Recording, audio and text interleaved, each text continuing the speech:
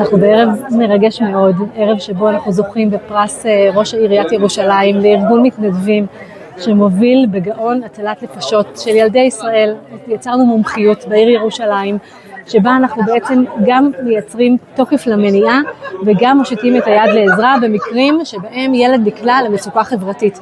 כי כשילד נקלע למצוקה חברתית, גם המשפחה שלו וגם הצוות החינוכי נמצאים בתוך איזשהו סוג של נעילה שדורשת ערבות ודורשת בעצם אותנו, את הקהילה.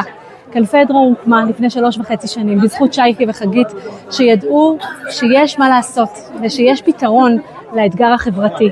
והם קראו, מי להשם אליי, מי יכול לבוא ולהתנדב ולהיות מסור ואכפתי כדי ליצור תמהיל קהילתי שמשנה את הנורמה במדינת ישראל. והיום אנחנו מוצאים את ירושלים מבססת את התורה החברתית של המוגנות, ואנחנו רואים איך מציון תצא תורה, ואנחנו נמצאים בכל הארץ, מובילים תוכנית רשותית שבה מתנדבי שגרירי כנפי דרור נחלצים לעזרה, ומאחורי הקלעים מושיטים את היד ועוזרים לפתור אתגרים חברתיים.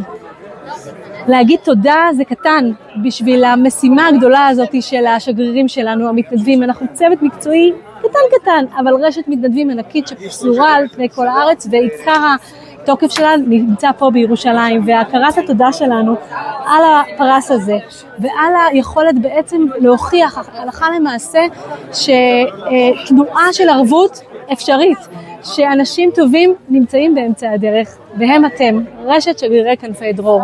תודה רבה.